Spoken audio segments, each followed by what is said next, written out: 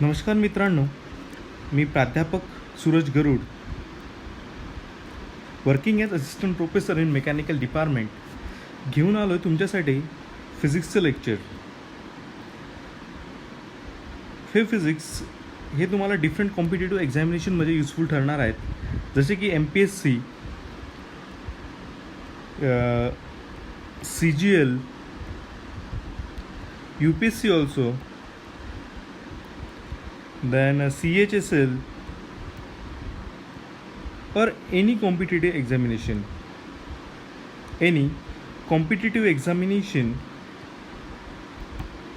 in which the subject physics is being over there.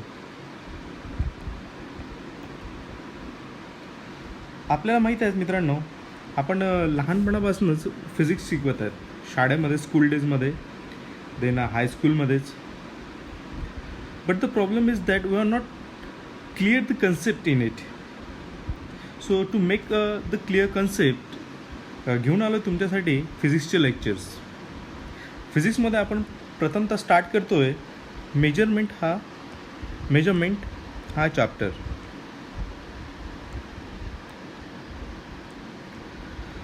तुम्हाला माहिती आहे मित्रांनो, the word indicates measurement that is deal with our day to day life. दैनंदिन जीवनात आपण हा मेजरमेंट हा शब्द नेहमीच वापरतो. सकाळी उठल्यापासनं तर रात्री झोपेपर्यंत मेजरमेंट आपल्याला येतेच. When you are going to wake up early in the morning, the milkman comes to us and he gives us a litre milk. आपल्याला 1 लिटर दूध देतो. जेव्हा आपण बाहेर काही ग्रोसरी वगैरे विकत घ्यायला जातो, तेव्हा आपण त्याला KGमध्ये, देन ऑइल असेल ते लिटरमध्ये, फ्रूट्स असतील, व्हेजिटेबल्स असतील काही डझन्समध्ये, असे डिफरंट प्रकारचे मेजरमेंट युनिट्स आपण यूज करतो. पण ह्या युनिटची हे सर्व जे युनिट आहेत, ह्या युनिटची सुरुवात कुठून झालेली आहे आणि हे युनिट कसे काय क्लासिफाय होतात. मीन्स 1 लिटर जर तुम्हाला पेट्रोल असेल किंवा 1 लिटर तुम्हाला दूध असेल, तर 1 लिटरच how it to be consider, जे आपल्याला जे मिळणार आहे ते 1 लिटरच माप एक कसं आलं. तर कसं आहे मित्रांनो, प्रत्येक देशामध्ये एक नॅशनल लॅबोरेटरी असते. प्रत्येक देशामध्ये एक नॅशनल लॅबोरेटरी असते आणि ती कॅलिब्रेटेड केली जाते एक इंटरनॅशनल लॅबोरेटरीसोबत, जे की सध्या पॅरिसमध्ये आहेत. तर तिच्यामध्ये international measurement organisation of Paris as a standard proof of measurement of weight तिथे ठेवलेले आहेत. नंतर त्या नॅशनल लॅबोरेटरीजमधून ते इंटरनॅशनल लॅबोरेटरीमध्ये ते कॅलिब्रेट केलं जाते आणि ते आपल्या मीन्स प्रत्येकाच्या वेगवेगळ्या देशामध्ये ते मेजरमेंट सिस्टीम उपलब्ध होतात. आणि जे आपल्यापर्यंत येतात ते सुद्धा एक नॅशनल लॅबोरेटरीमधून कॅलिब्रेटेड केलेले असतात. तर ते जनरली जे मेजरमेंट सिस्टीम स्टार्ट होते त्याचे डिफरंट युनिट्स आहे आणि डिफरंट मेजरमेंट सिस्टीम्स आहेत. आपण यातलं बघू 4 टाईप्स ऑफ मेजरमेंट सिस्टीम. तर त्याचे पहिलं measurement system types of measurement system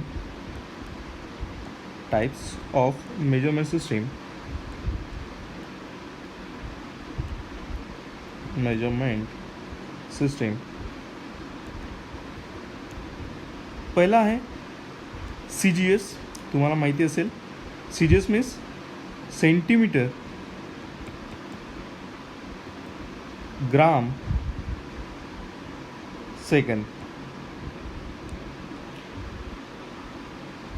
दुसरा टाईप आहे MKS. MKS म्हणजे मीटर किलोग्राम सेकंड. तिसरा आहे FPS. याला ब्रिटिश युनिटसुद्धा म्हणतात किंवा ब्रिटिश सिस्टीमसुद्धा म्हणतात. ते आहे फूट, पाऊंड सेकंड. आणि चौथी आहे SI. Fourth one SI, that is international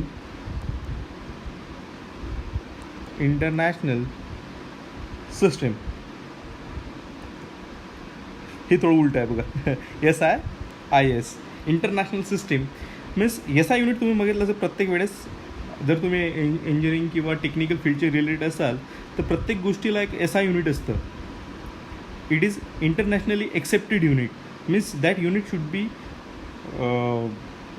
would be useful or work in the universe anywhere, in the universe, in the world anywhere, and that is should be accepted.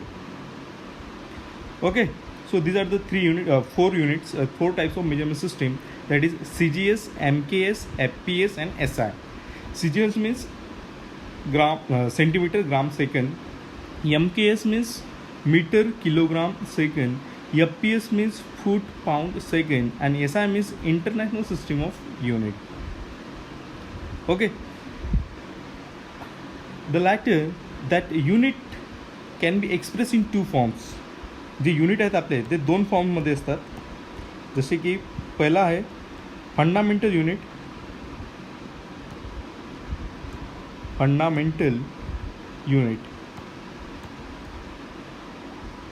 आणि next आहे दुसरा derived units.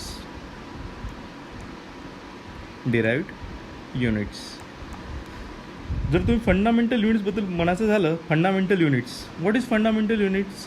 Fundamental units are those in which a physical quantity which will not depend on another physical quantity. Means एखादी जी fundamental quantity, एखादी जी quantity आहे, जसं की length झाली, मास झाला, टाइम झाला, टेम्परेचर झाला. Okay, that things will not depend on any another physical quantity. These are the different physical quantities: length, mass, time, temperature, electric current, luminous intensity, amount of substance. These are the different physical quantity, but that physical quantity will not depend upon any other physical quantity. Means length will not depend upon the mass will not depend upon the temperature, time will not depend upon the temperature. Means it should be individually has some weightage. Means length will be meter, it will not depend upon the mass, that should be in kg. Again, mass will be in kg, that will not depend upon the length. Okay, means that will be the fundamental quantity. Means any physical quantity which will not depend upon any other quantity is known as fundamental unit. Some of the physical fundamental quantities are length, आपण बघितले, length आहे, मास आहे, time आहे, temperature आहे, नंतर electric current आहे,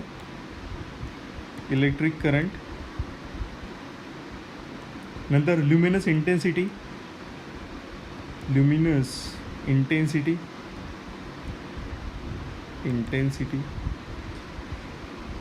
नंतर amount of substance.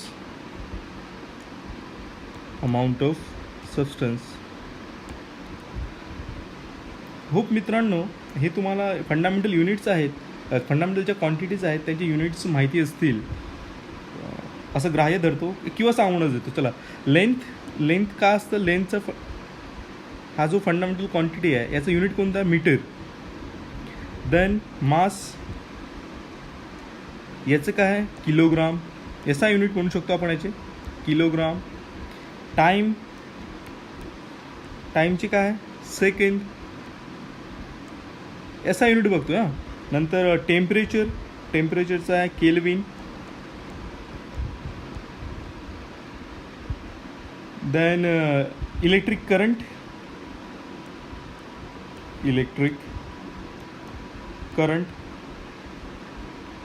त्याचं असतं ॲम्पियर.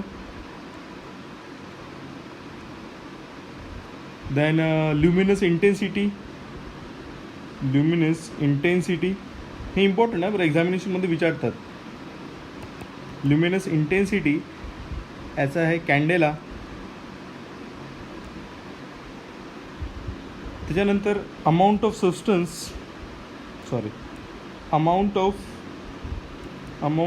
सबस्टन्स याचा आहे मोल.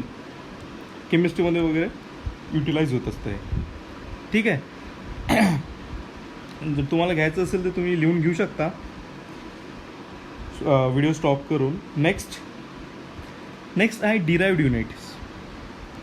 कोणते? Derived units. The word itself indicates derived म्हणजे कोणत्या तरी वेगवेगळ्या फिजिकल क्वांटिटीचं युटिलायझेशन करून किंवा वेगवेगळ्या फिजिकल युनिट्सचं युटिलायझेशन करून दोन युनिट्सचं एक तिसरा युनिट तयार होतो, त्याला डिराइव्ड युनिट्स म्हणतात. Means the physical quantity which are produce with the help of other fundamental units और fundamental quantity are known as derived units. Okay, just like we have taken example आपण घेतो जसं की force काय हा derived unit आहे. पण हा फोर्स डिराइव्ड कसा आहे, आपल्याला जनरली फोर्सचा जर फॉर्म्युला माहीत असेल तर काय, mass into acceleration. Means a physical quantity will be depend on another physical quantity. Mass depend on acceleration. Means suppose we have to increase the mass. अगर आपण मास वाढवलं तर काय होईल, बट ऑब्वियस फोर्स वाढेल. ॲसेलरेशन कमी केलं तर काय होईल, फोर्स कमी होईल. किंवा ॲसेलरेशन वाढवलं तर काय होईल, फोर्स जास्त होईल. Means that quantity will be depend on two different or 3 more whatever different physical quantities. These are dependent. So that's why it is called as derived units. Hope तुम्हाला समजलं असेल फंडामेंटल युनिट काय असतात आणि derived unit काय असतात. Fundamental units जे असतात that will not depend on any other physical quantity. ते दुसऱ्या फिजिकल क्वांटिटी डिपेंड नसतात, दॅट हॅज इंडिव्हिज्युअल वेटेज. आणि डिराइव्ड युनिट्स काय असतात, that will be produce with the help of other fundamental quantities. वेगळ्या fundamental quantity utilise करून आपण derived units तयार करतो. डिराइव्ड युनिट्स कोणकोणते आहे बघूयात आपण. तर त्यामध्ये पहिलं फोर्स आपण बघितलंच आहे. फोर्स त्याचं युनिट एस आय युनिट काय आहे, न्यूटन माहिती असेल. ओके, देन एनर्जी त्याचं फंडामेंटल युनिट्स आहे जूल, एस आय युनिट्स बघतो. हां, देन स्पीड, गाडीची स्पीड काय असं आपण kilometre per hour, just like in metre per second, S I unit. Frequency hertz. Okay, then momentum,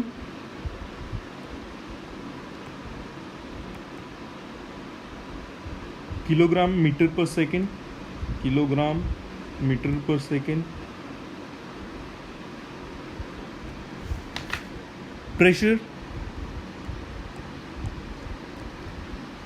प्रेशरचं unit pascal.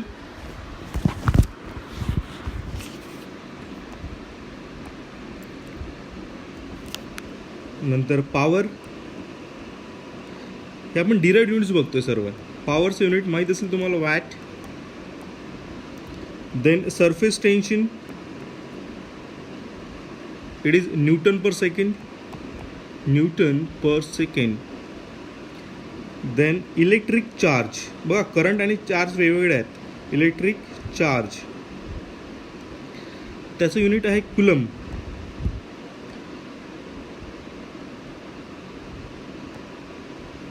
हे important आहेत, विचारतात एक्झामिनेशनमध्ये. What will be the S I unit of electric charge, so it would be coulomb. Then potential, जसं voltage असतं तसं potential, कोणी voltage म्हणतात त्याला, त्याचं युनिट आहे व्होल्ट. नंतर आहे इलेक्ट्रिक रेझिस्टन्स त्याचं युनिट काय असतं, ohm. So these are the derived units or derived quantities. These are the derived quantities and these are the derived units. तर आपण आज काय काय शिकलो, तर आपण शिकलो सर्वात आधी त्याचे डिफरंट मेजरमेंट सिस्टीमचे टाईप्स. तिच्यामध्ये CGS आले, MKS आलं, एक मिनिट, MKS आलं, FPS आलं, SI आलं, इंटरनॅशनल सिस्टीम्स. 4 टाईप्स आहे सिस्टीमचे, CGS, MKS, FPS आणि SI. 2 युनिटचे टाईप्स आहे, जसे की फंडामेंटल युनिट आणि डिराइव्ड युनिट्स. फंडामेंटल युनिट आपण कशाला म्हणू, की जे युनिट्स कशावर पण डिपेंड असणार नाही, कोणत्याही फिजिकल क्वांटिटी डिपेंड असणार नाही. Means the quantity physical quantity that which will not depend upon any other physical quantity, that is fundamental unit. त्याच्या आपण वेगवेगळ्या क्वांटिटी बघितल्या फंडामेंटल क्वांटिटीच्या. कोणकोणत्या बघितलं, लेंथ बघितलं, मास बघितलं, इलेक्ट्रिक बघितलं, ल्युमिनस इंटेन्सिटी बघितली, अमाऊंट ऑफ सबस्टन्स बघितलं. त्याचे युनिट्स पाहिले आपण, जसे लेंथचं मीटर, मासचं किलोग्राम, टाईमचं सेकंड, टेम्परेचरचं केल्विन, इलेक्ट्रिक करंटचं ॲम्पियर, रिव्हर्स इंटेन्सिटीचं कॅन्डेला, अमाऊंट ऑफ सब्स्टन्सचं मोल, MOL.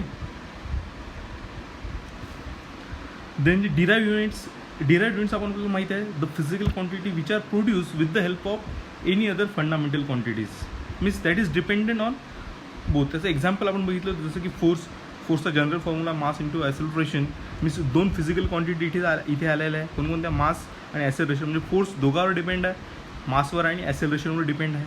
मास वाढलं तर फोर्स वाढेल, ॲसेलरेशन वाढलं तर फोर्स वाढेल. Okay, means it is dependent. So that's why it is called as derived unit. त्याचे आपण डिराइव्ड युनिट्स पाहिले, वेगवेगळे क्वांटिटी पाहिला आणि युनिट्स पाहिले, जसं की force, energy, speed, frequency, momentum. फोर्सचं आहे न्यूटन. ओके, फोर्सचं आहे न्यूटन. देन एनर्जीचं जूल, स्पीडचं मीटर पर सेकंड, फ्रिक्वेन्सीचं हर्ट्ज, मोमेंटमचं kg मीटर पर सेकंड. हे लक्षात ठेवायचे, तुम्हाला एक्झामिनेशनमध्ये विचारतात. ठीक आहे. नंतर प्रेशरचं पास्कल, पॉवरचं वॅट, सरफेस टेन्शनचे न्यूटन पर सेकंड, इलेक्ट्रिक चार्जचं कुलम, पोटेन्शियलचं व्होल्ट, रेझिस्टन्सचं ओम. ओके.